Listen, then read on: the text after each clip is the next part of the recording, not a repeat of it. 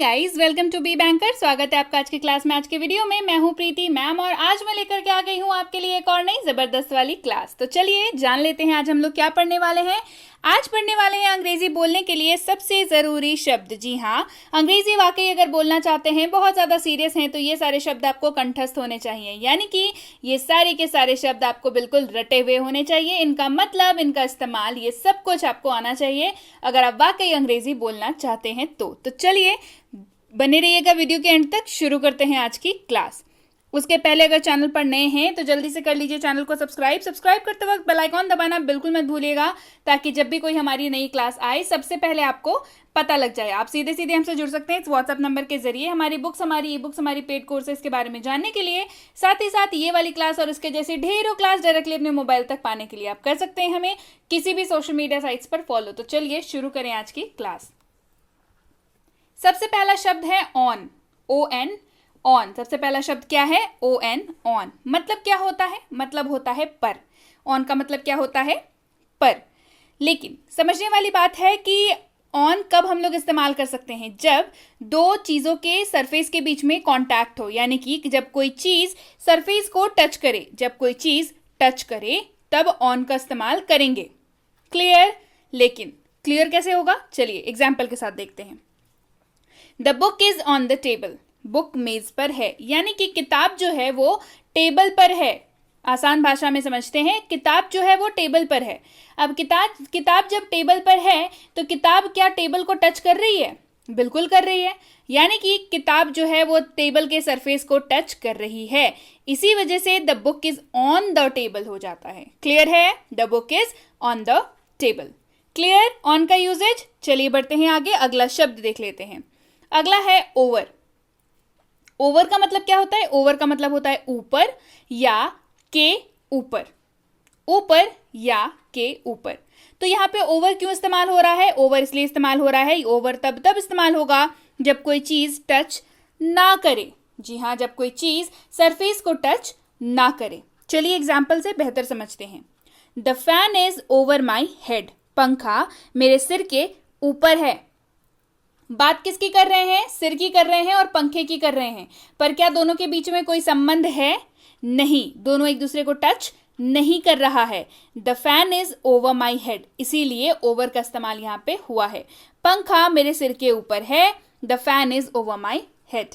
Clear है? चलिए बढ़ते हैं आगे। इन का मतलब क्या होता है? इनका मतलब होता है में। इनका मतलब होता है में। इस्तेमाल देखते हैं। Mona lives in Pune. मोना पुणे में रहती है। Mona lives in Pune. मोना पुणे में रहती है। Mona lives in Pune. और मतलब एंड।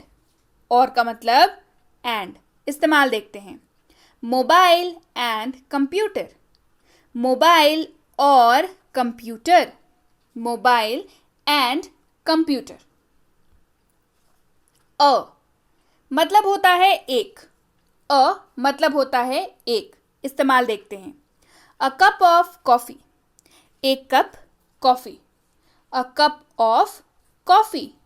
एक cup coffee. A cup of coffee. Clear है? एक।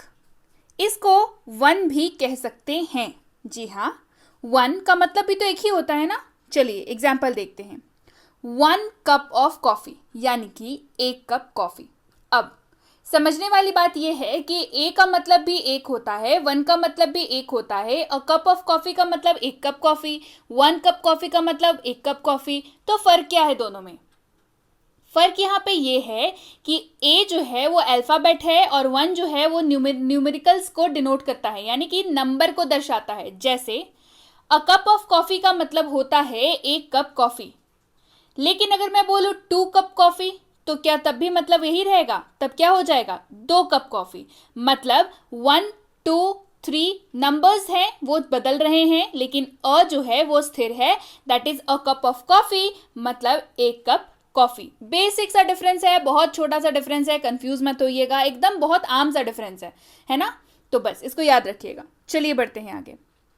तक। तक का मतलब होता है टिल, TILL, टिल। इस्तेमाल देखिए। टिल मंडे, सोमवार तक।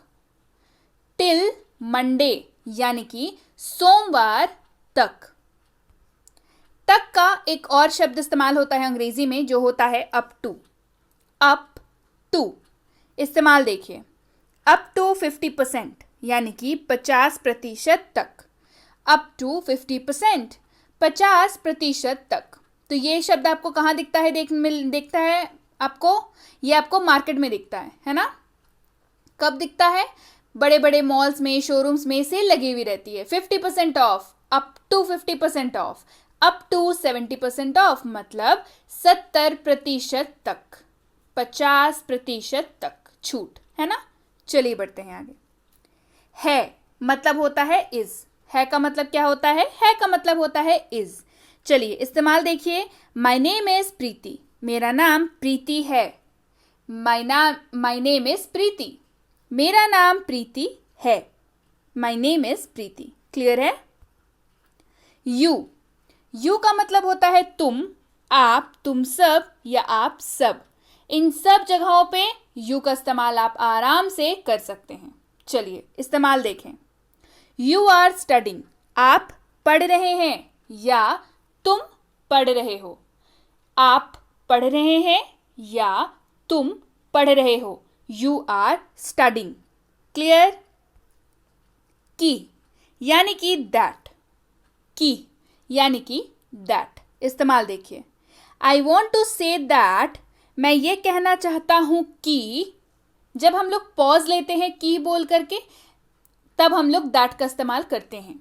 आई वॉन्ट टू से दैट, मैं ये कहना चाहता हूं कि। क्लियर? चलिए बढ़ते हैं आगे। ताकि यानी कि सो दैट। ताकि का मतलब क्या होता है? So that. इस्तेमाल देखिए। So that I can go, ताकि मैं जा सकूं। जैसे इसको प्रैक्टिकल सेंटेंस का एग्जाम्पल लेकर के देखते हैं। मेरे लिए टैक्सी मंगवा दो ताकि मैं जा सकूं। ऐसे बोलते हैं ना हम लोग। So that I can go, ताकि मैं जा सकूं। So that I can go. यह मतलब इट। यह का मतलब क्या होता है? यह का मतलब होता है इट। इस्तेमाल देखिए। यह का मतलब इट होता है इट इज माई पेन, यह मेरी कलम है। इट इज माई पेन, यह मेरी कलम है। लेकिन इट का उपयोग हमेशा हमेशा हमेशा नॉन लिविंग थिंग्स और एनिमल्स यानी कि निर्जीव वस्तुएं और जानवरों के लिए ही होगा। जैसे इट इज माई पेन, यह मेरी कलम है। तो कलम क्या है? निर्जीव वस्तु है। तो हम लोगों ने क्या लगाया? इट लगाया। तो याद रखिएगा, इट का इस्तेमाल हमेशा निर्जीव वस्तुओं के साथ या जानवरों के साथ ही करेंगे। क्लियर है? चलिए बढ़ते हैं आगे। यह का एक और मतलब होता है, वो होता है दिस। तो भाई अब दिस का प्रयोग कहाँ करेंगे? दिस का प्रयोग हमेशा मेल, फीमेल या न्यूटर जेंडर के साथ करेंगे। मेल मतलब पुरुष के साथ, फीमेल मतलब महिला के साथ, और न्यूटर जेंडर मतलब जिसका जेंडर आपको पता नहीं है। ठीक है? इस्तेमाल देखिए। दिस इज रोहन, ये रोहन है, या यह रोहन है। दिस इज रोहन, यह रोहन है। This is Rohan. क्लियर है? चलिए बढ़ते हैं आगे। वह मतलब ही। वह का मतलब ही, और जब ही लग जाए तब मेल मेंबर की बात हो रही है। ही जब तब इस्तेमाल करेंगे जब किसी पुरुष के बारे में बात कर रहे होंगे। ही इज राहुल, वह राहुल है। तो जैसे ही आप बोलते हैं कि ही इज राहुल, मतलब साफ है कि आप किसी लड़के की बात कर रहे हैं। क्लियर है? वह का मतलब भी दैट होता है। मतलब वह का एक और मतलब जो है वो दैट होता है। लेकिन फर्क क्या है? देखिए, दैट हमेशा निर्जीव वस्तुओं को संबोधित करने के लिए ही इस्तेमाल होगा। Example, that is my bag, वह मेरा बैग है। बैग क्या है? नॉन लिविंग थिंग है, निर्जीव वस्तु है। तो दैट होगा इस्तेमाल। दैट इज माई बैग, वह मेरा बैग है। था, थे, थी, किसी भी वाक्य के अंत में आपको अगर दिख जाए था, थे, थी, तो उस वाक्य में वॉज होगा ही होगा, है ना? कैसे होगा देखिए। वॉज का इस्तेमाल इन सारे सब्जेक्ट्स के साथ होगा, जैसे आई, ही, शी, इट और किसी भी नाम के साथ। अगर वो वाक्य है तो वॉज रहेगा ही रहेगा। ही वॉज गोइंग, वह जा रहा था। ही वॉज गोइंग, वह जा रहा था। He was going. क्लियर है? चलिए, था, थे, थी, अगर आपको दिखे वाक्य में तो वहां पे वर होगा। कब होगा वर? जब वो वाक्य में you, we, they as a subject काम कर रहे होंगे। यानी कि रूल क्या है? यू, वी और दे होना चाहिए तो वर लगेगा। दे वर गोइंग, वे जा रहे थे। दे वर गोइंग, वे जा रहे थे। क्लियर है? चलिए, केवल। केवल का मतलब होता है ओनली। केवल का क्या मतलब होता है? केवल का मतलब होता है ओनली। इस्तेमाल देखते हैं। ओनली ही कैन डू, केवल वही कर सकता है। ओनली ही कैन डू, केवल वही कर सकता है। Only he can do. सदा या हमेशा, मतलब ऑलवेज। सदा या हमेशा मतलब ऑलवेज। इस्तेमाल देखिए। ही ऑलवेज स्टडीज, वह हमेशा पढ़ाई करता है। ही ऑलवेज स्टडीज, वह हमेशा पढ़ाई करता है। He always studies. उसका, उसकी, उसके मतलब हिज। उसका, उसकी, उसके किसी भी वाक्य में दिखे मतलब उस वाक्य में हिज रहेगा ही रहेगा।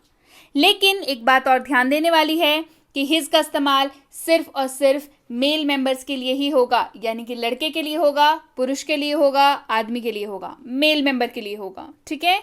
हिज मोबाइल इज न्यू, उसका मोबाइल नया है। हिज मोबाइल इज न्यू, उसका मोबाइल नया है। His mobile is new. उसका, उसकी, उसके मतलब हर। लेकिन हर हमेशा तभी इस्तेमाल होगा जब आप किसी महिला की बात करें, किसी फीमेल के बारे में बात कर रहे हैं। हर स्कूटी इज ओल्ड, उसकी स्कूटी पुरानी है। हर स्कूटी इज ओल्ड, उसकी स्कूटी पुरानी है। हर स्कूटी इज ओल्ड। क्लियर? चलिए बढ़ते हैं आगे। बाद मतलब आफ्टर। बाद का मतलब क्या होता है? बाद का मतलब होता है आफ्टर। इस्तेमाल देखिए। After lunch I will go, lunch के बाद मैं जाऊंगा। After lunch I will go, lunch के बाद मैं जाऊंगा। After lunch I will go. Into, into का मतलब होता है में, के अंदर या भीतर। इनटू का मतलब क्या होता है? में, के अंदर या भीतर। लेकिन जब कोई चीज या किसी एक चीज से किसी और चीज के अंदर जाए तभी इनटू का इस्तेमाल होगा। चलिए इस्तेमाल देखेंगे, क्लियर हो जाएगा बिल्कुल इनटू का मतलब। The frog jumped into the well, मेंढक कुएं में कूद गया। मेंढक जमीन पे था, वो कुएं में कूद गया। मतलब किसी एक चीज से दूसरे चीज के अंदर चला गया, है ना? कहां से? जमीन से कुएं में चला गया। किसी एक चीज जमीन हो गई, दूसरी चीज कुआं हो गई, मेंढक हो गया, वो अंदर चला गया। तो कोई एक चीज किसी एक चीज से दूसरे चीज के अंदर चली गई, यानी कि सरफेस से लेकर के मेंढक कुएं में चला गया। क्लियर है? तो the frog jumped into the well, यहां पे इनटू का इस्तेमाल होगा। क्लियर है? विदिन यानी कि के अंदर या के भीतर, ये अंतर्गत के तौर पे आता है। इस्तेमाल देखते हैं। I will finish this work with in 4 days, मैं इस काम को 4 दिनों के अंदर पूरा करूंगा। तो जब आप विद इन का इस्तेमाल करते हैं तो ये साफ हो जाता है कि आप अपर लिमिट और लोअर लिमिट के अंदर की बात कर रहे हैं। जैसे अगर मैं बोलूं 1 तारीख से 4 तारीख के विद इन मैं ये काम खत्म कर दूंगा, मतलब आप 1 से 4 के बीच में इस काम को खत्म करेंगे, ना उसके पहले ना उसके बाद। विद इन मतलब उस बीच में। जी हाँ, I will finish this work with in 4 days, मैं इस काम को 4 दिन के अंदर अंदर पूरा कर दूंगा या करूंगा। क्लियर है? अंडर यानी कि नीचे या के नीचे या अधीन, इन तीनों जगह पे अंडर का इस्तेमाल आराम से कर सकते हैं। चलिए इस्तेमाल देखें। The cat is under the table, बिल्ली मेज के नीचे है। जो कैट है यानी कि बिल्ली जो है वो मेज के नीचे है। The cat is under the table. एक और इस्तेमाल देखें, ही वर्क्स अंडर मी, वह मेरे अधीन काम करता है। ही वर्क्स अंडर मी, वह मेरे अधीन काम करता है। He works under me. Clear है? ऑफ, ऑफ का मतलब क्या होता है? का, के, की। वाक्य में दिखेगा आपको का, के, की, तो उसमें ऑफ जरूर मिलेगा। He is a student of best English classes, वह बेस्ट इंग्लिश क्लासेस का छात्र है। या he is a student of be banker, वह बी बैंकर का छात्र है। He is a student of best English classes. Clear है? ओ डबल एफ यानी कि बंद। ओ डबल एफ, ऑफ यानी कि बंद। पढ़ते इसको भी ऑफ ही हैं, लेकिन इसका मतलब हो जाता है बंद। Switch off the light, light बंद कर दो। Switch off the light, light बंद कर दो। Switch off the light. From, from का मतलब होता है से। फ्रॉम का क्या मतलब होता है? फ्रॉम का मतलब होता है से। He has come from Delhi, वह दिल्ली से आया है। He has come from Delhi, वह दिल्ली से आया है। He has come from Delhi. For, for का मतलब होता है के लिए। फॉर का क्या मतलब होता है? फॉर का मतलब होता है के लिए। दिस इज फॉर हिम, यह उसके लिए है। दिस इज फॉर हिम, यह उसके लिए है। This is for him. With यानी कि साथ, के साथ या साथ में। साथ, के साथ या साथ में। इस्तेमाल देखिए। I play with my friends, मैं अपने दोस्तों के साथ खेलता हूं। I play with my friends, मैं अपने दोस्तों के साथ खेलता हूं। I play with my friends. By मतलब द्वारा, के द्वारा, से, के जरिए से। बाय मतलब द्वारा, के द्वारा, से या के जरिए से। इस्तेमाल देखिए। ही केम बाय बस, वह बस द्वारा आया। ही केम बाय बस, वह बस द्वारा आया। ही केम बाय बस। अगेंस्ट यानी कि विरुद्ध या के खिलाफ।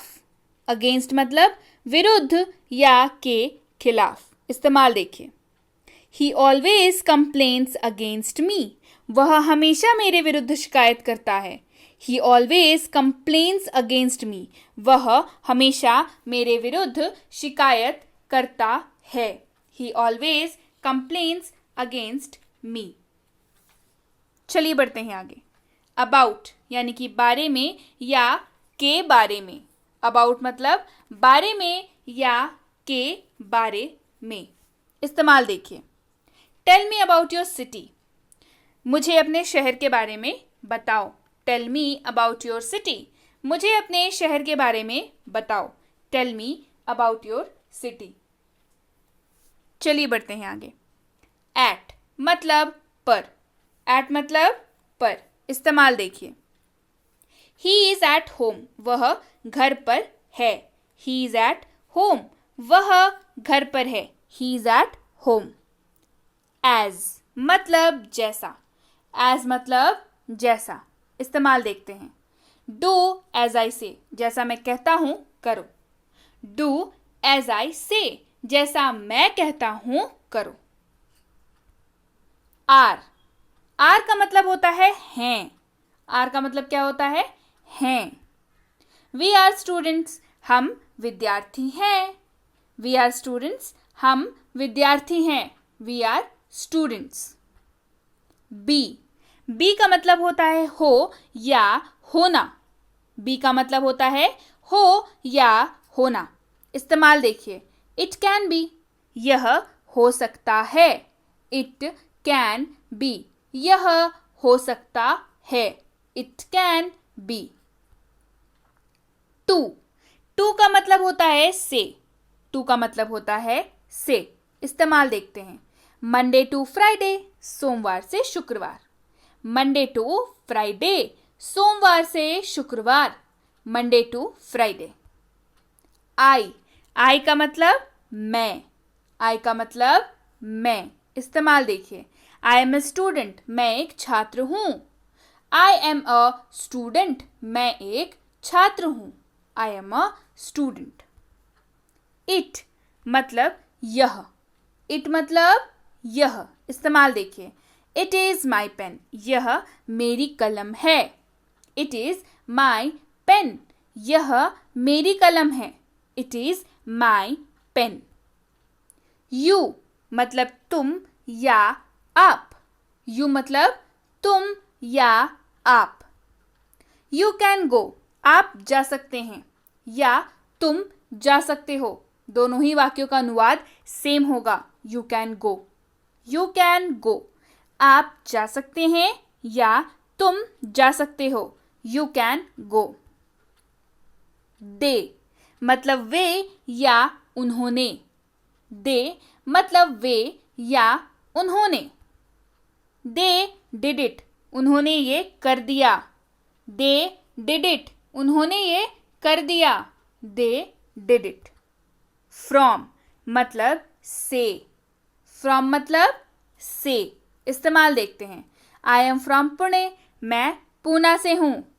आई एम फ्रॉम पुणे, मैं पुणे से हूँ। I am from Pune. Have मतलब पास है, हैव मतलब पास है। इस्तेमाल देखते हैं। आई हैव अ पेन, मेरे पास एक कलम है। आई हैव अ पेन, मेरे पास एक कलम है। I have a pen.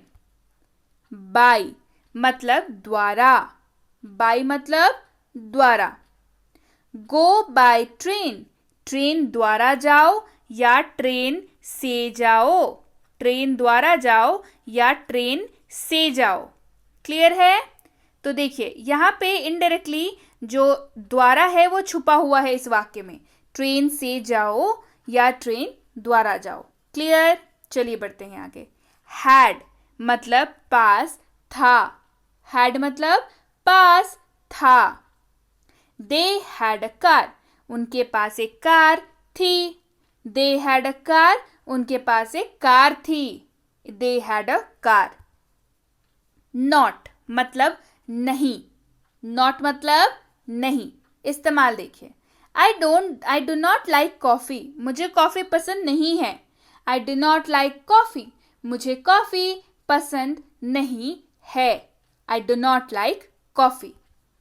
But लेकिन, बट मतलब लेकिन। बट वी विल स्टडी, लेकिन हम पढ़ाई करेंगे।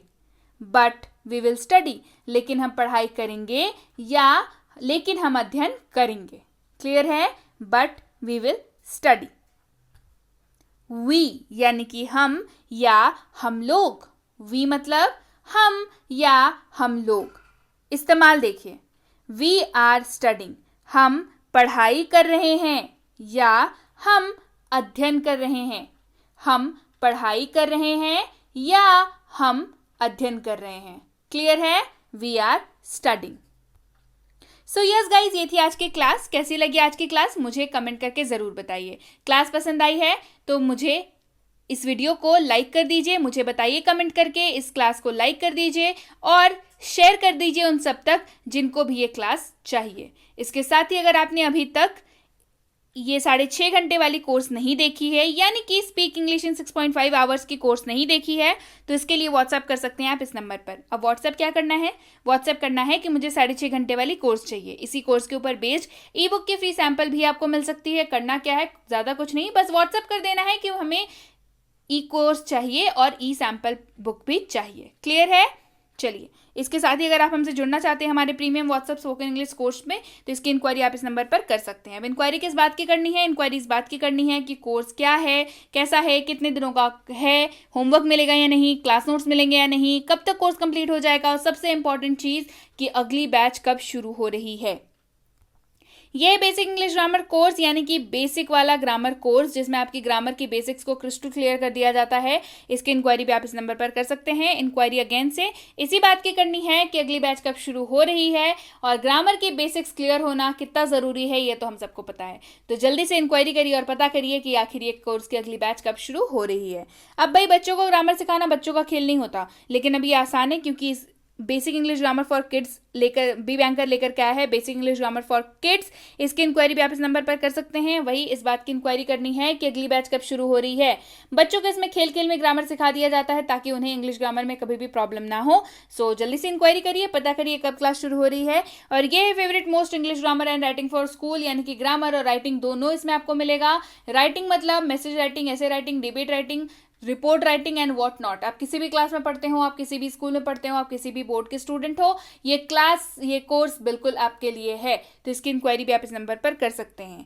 और अगर आप वाकई एक सीरियस एस्पिरेंट है जो किसी भी कॉम्पिटिटिव एग्जाम की तैयारी कर रहे हैं जिसमें अंग्रेजी पूछी जाती है, तो कॉम्पिटिटिव इंग्लिश कोर्स आपके लिए है। प्रीमियम नाम है कोर्स का, पता चल रहा होगा कि क्या होने वाला है। प्रीमियम चीज़ें होने वाली हैं। आरसी हो आपका या बेसिक वोकैबुलरी हो, एडवांस वोकैबुलरी हो, आपका बेसिक ग्रामर हो, एडवांस ग्रामर हो, बेसिक क्वेश्चंस एडवांस क्वेश्चंस हो, यानी कि इंग्लिश की पूरी सिलेबस जो है इसमें होने वाली है कवर। तो इसकी इंक्वायरी भी आप इस नंबर पर कर सकते हैं। तो जल्दी से पता करिए, वैकेंसीज आएंगी चली जाएंगी, क्या करिएगा, नौकरी लेनी है ना, जल्दी से पता करिए कि कब हो रही है अगली बैच इसकी शुरू।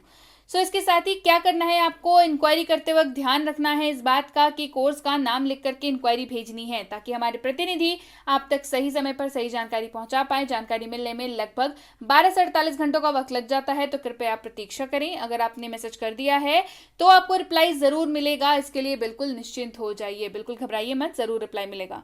So yes guys, that's it for today. Thank you so much for watching Be with Be Banker, empowering lives through knowledge. Thank you so much for watching. Stay tuned to Be Banker.